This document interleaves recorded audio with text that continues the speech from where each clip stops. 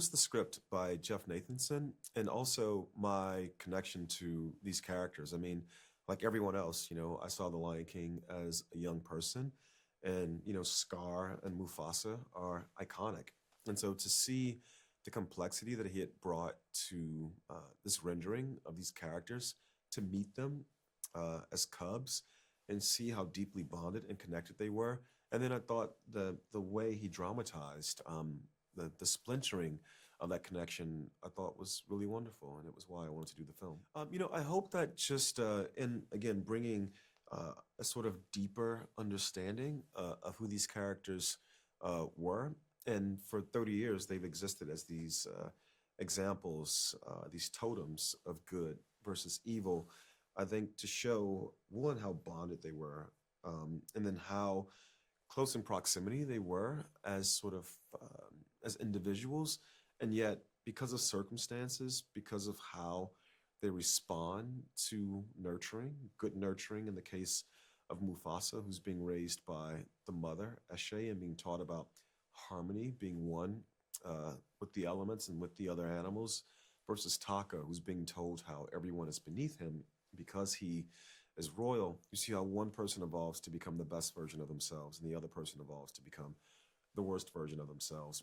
I hope that people who are fans, of these characters, of The Lion King, take that new dimensionality, into the world with them, because sometimes we are out in the world and we're inspiring people to evolve either into the best version of themselves or the worst version of themselves. Well, I didn't want to make it different from the movies that came before, for sure. I recognize very directly that my job was to channel the spirit and the energy of The Lion King. If it ain't broke, don't fix it. There's a reason that people have been watching this film and watching these characters over and over again for 30 years. So I wanted to capture that spirit, capture that energy, and yet I did want to tell the story in my voice, in my vision. I wanted this intimacy, this cinematic intimacy, between the audience and the characters, between the characters themselves, a proximity, to nonverbal communication. I thought all those things have been instrumental in my storytelling, and they could be instrumental in this story. Yeah, I thought it was really wonderful. I've never directed a musical before, and so leaning on Lin-Manuel Miranda for that element of the film was really great. He was wonderful to collaborate with. Typically in a musical, the songs come first, but for this process, because Lin was very busy directing his own film in Tick, Tick, Boom, and also finishing Encanto, we began the movie without him, and then he came and joined us.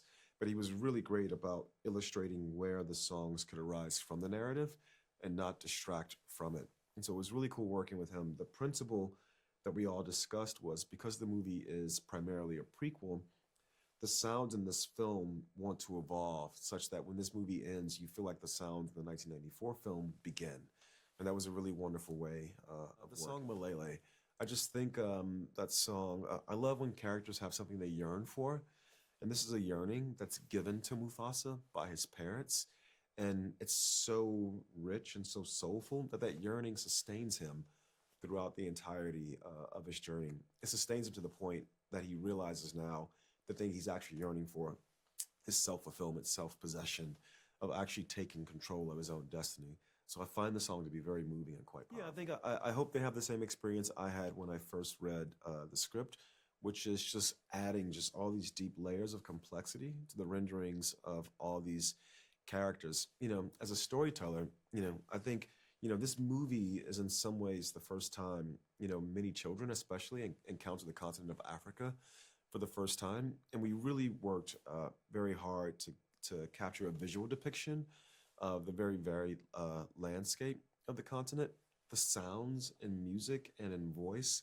And I hope that people feel like audiences, whether they are familiar with The Lion King or discovering and encountering it for the first time, they feel like they've gone on just a massively epic adventure that's full of soul and heart.